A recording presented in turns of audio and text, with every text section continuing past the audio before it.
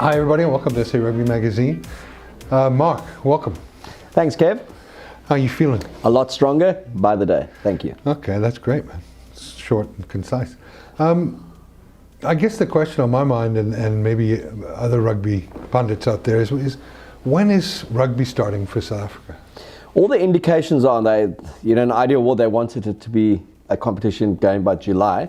The information that I get that it's going to be closer to middle of August, but they'll even go into September. With everything happening in New Zealand and Australia now, they're definitely going to play Australia against New Zealand October, November, 4 Bledisloe Cup games. That was leaked on Sky TV.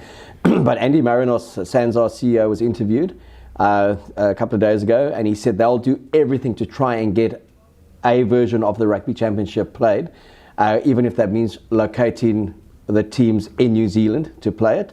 And they would look at October, November. There won't be any tours to the Northern Hemisphere, and they'll even take it into the early part of December. And that it would be an 8-week competition structure, and then of those 4 Bledisloe games, 2 of them would be Rugby Championship games. So there seems to be every effort's been made to make sure that there is a form of Rugby Championship campaign. As we spoke last week, the only thing is that South Africa would be particularly underdone going into that tournament, given New Zealand's had this competition that's been very successful. Australia started theirs last week, and I enjoyed both games. It wasn't anything like you won't see an Australian game. I thought it was just a regular crowd there. Pockets of 10 all over the place. Were they limited to 1,500 people? Yeah, and that social bubble and distancing. So there was some kind of crowd there, but then as someone said when they saw the Suncorp Stadium, they said it's business as usual. 1,500 at the ground. But 2 enjoyable games. But then the big game obviously was in New Zealand, the Crusaders, Highlanders. And goodness me, didn't they turn it on in that last 25 minutes game at 21-20. They won it 40-20 in the end. Class apart 14 points scored in the last 6 minutes. Yeah. Which is great if you back the Crusaders, not so great if you back the Highlanders. Yeah, and it's, everyone says it wasn't a 20-point game. And a lot of times with the Crusaders, one never feels it's a 20-point game because you can be hanging in there till 70 minutes. Yeah. But they just seem to produce some wonderful backline players. Again, I look at the talent in New Zealand in terms of forwards. I'm not convinced they've got a pack that could even compete with our pack consistently in terms of depth. But they've got back. You could pick 3 backlines that could go into a test match arena and actually just function beautifully. Will Jordan's come on the scene. He can play fullback, wing. Where did he come from? He's from the local. He's from the area. He came through the NPC. He's also only 21 years old. You've got Mahunga playing well again. You've got Cruden, who's playing well at 10. He's a veteran for the Chiefs. Damian McKenzie, who can slot into 10, 15. And then obviously Bowden Barrett can play 10, 15. He's not around for Super Rugby next year. He's signed for a Japanese club, biggest signing ever for a New Zealand player, but he's still available for the internationals. And he will come back to the Blues 2022 and 23. And he's now exercised that New Zealand Rugby Union sabbatical clause. So a lot of good things for New Zealand rugby. And to add on to what we did say last week, the biggest winners from the COVID isolation has been New Zealand. Absolutely. They kind of have gone back to consolidate their game, their domestic game. They are having that North versus South game, which has caused quite a bit of controversy in terms of what makes you eligible for the North or the South. And Damian McKenzie's a through and through South boy from Invercargill, but his first ever provincial game was in the North, so he's playing for the North. So he said he'll play for them, but his heart's really in the South. So people have said to Ian Foster, call it what you really, it's going to be. It's an All Black trial. And because the thing also there is, if you just went to schools, you could have a very weighted northern side up against the southern side in terms of strength. But it's going to be tough for us to play them this year and over the next 2 years because of this head start that they've got. Hoskins Satutu is signed for the next 2 years for the Blues. Yeah. So it looks like he will go straight into the All Black mix. But yeah, our guys are out training I know lots going on in Pretoria. Jake says he's bought wisely. He's gone within that 60 million bracket. They just want to get on the field. The Stormers have been training. When is that? When is the Super Rugby starting for South Africa? They're looking at ideally middle of August, but they will stretch that competition till as late as September. But worst case scenario, I understand he would pick a national between Rassie and the new Bok coach Jacques Nienhaber. They would pick a squad of 40 players that would then go into a national camp in an isolated bubble, and if they then could travel and play their games then in Australia, if they were allowed in, if say not into New Zealand, they would then isolate there for 14 days and prepare for the tournament and play their games. So even if there wasn't a domestic competition here, there would be every effort made to get the box together and to have them play. Otherwise, it would just be a straight Bledisloe Cup. Well, I guess the good thing going on right now is the recovery of players like Bongi and Peter Steff and these people that needed some time. Yeah, and you speak to, or you read a lot about the New Zealand players, and they say that enforced recovery has done them a hell of a lot of good. That they feel they came out a lot more refreshed than they ordinarily would have been. For the most, their fitness levels were up. They kind of kept to what they were doing. That's why they don't really have an issue playing into December as they normally would have done if they were going on Northern Hemisphere tours. It's just you're going to get a different kind of pre-season next year. And maybe a slightly different structure next year. More so Northern Hemisphere than us because of the top 14 that was cancelled, and it's starting up again in September. Yeah. So South Africa to go to New Zealand, this is what you're saying. Yeah. South Africa to New Zealand and play what? How many games there?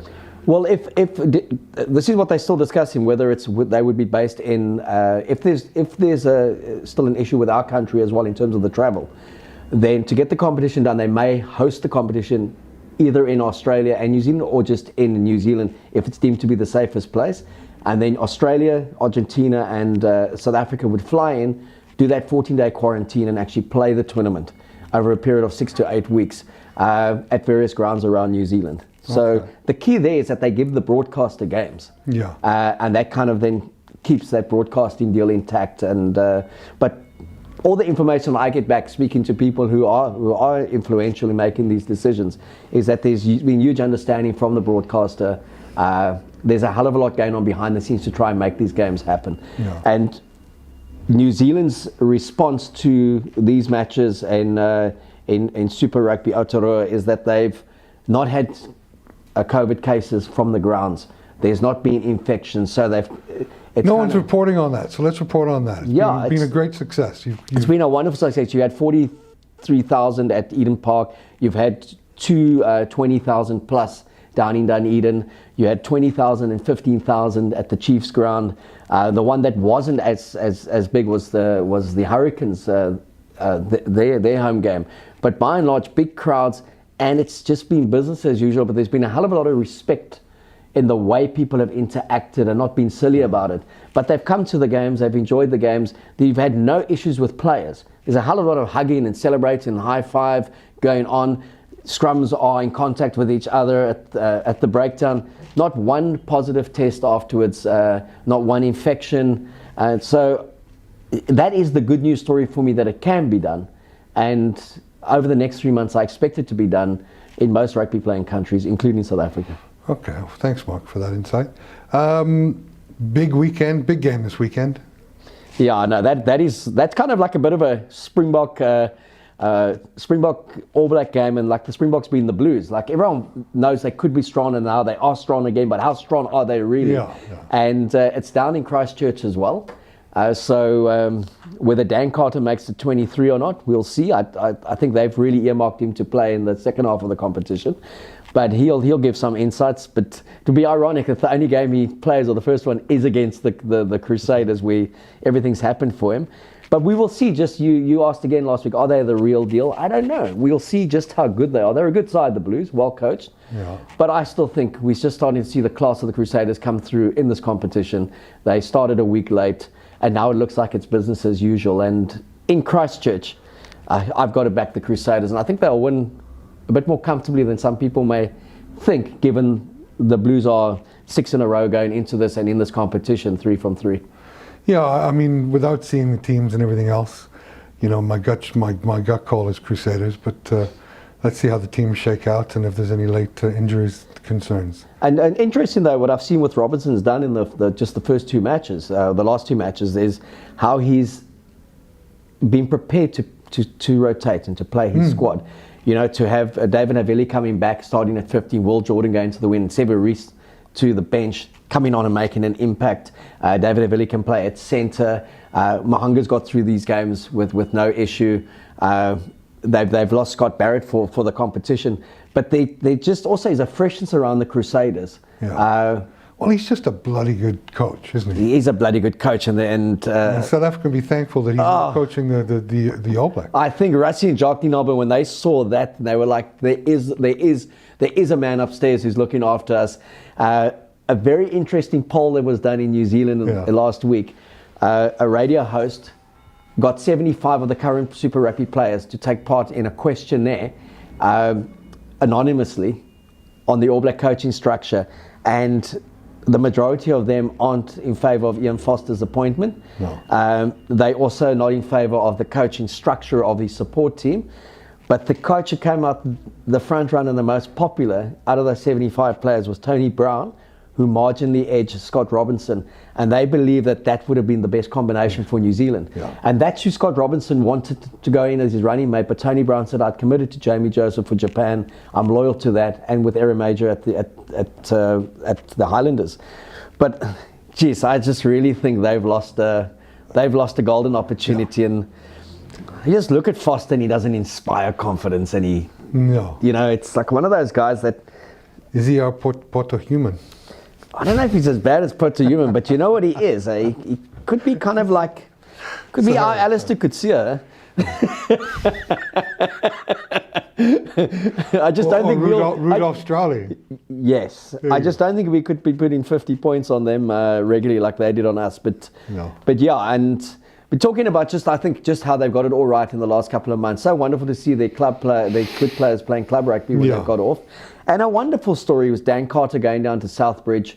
And for those who don't know the history of Dan Carter, he was born in Southbridge. He was raised in Southbridge. There's less than 1,000 people in the country village. He went to school there all his life. His dad put a set of poles in the back garden. That's where he learned to kick. He only went to Christchurch Boys High in Matric. When he made the country, he was making all the provincial sides as a country boy. His dad played 300 matches for Southbridge over a period of time. He's a firefighter. There's everything. I think he's like the mayor. Yeah. And he's never forgotten that club. He's come back and played for them periodically as a senior. Played in 2015, and then he played this time, his fourth game. He got his blazer finally. The old man said to him, "You're 296 behind me." And kicked 6 conversions out of 7, took a few late tackles, put in a few of his own, and said it was the greatest day with 2,000 people watching. And your first club is like your first love. Right? And when they asked him, is your dad going to drive you home as well tonight? He said, no, mate, we're going to be walking because there's sure to be quite a few beers after this game and a good old club piss-up, So I think it was just fantastic for a 38-year-old Dan Carter to come in and play as well as he did even. It just needs that, and it would be amazing in this country even if you saw a Villager play a Hamiltons or against the Scotch Cliff or Tygerberg playing the Marties, and you on those days where they're coming back from injury and they need 2 games, as they go down and they play, then you'd get 3,000-4,000 people to watch one of the top Springboks playing in a club game. And even if it's once a year or twice a year, I think it does so much for the community. They've got the fabric right again by default in this year after what happened to them at the World Cup. Yeah, and it's nice to see some positive rugby. And then just one final thing, the World Rugby, I think it's on the 15th, they're going to announce the schedules, and my understanding from the blokes in the UK and a few reports that were in the Telegraph is that the Lions series will remain unchanged in terms of dates. So this time next year, hopefully we'll be talking about the Stormers having beaten the Lions in the opening game. Let's hope so. Cheers.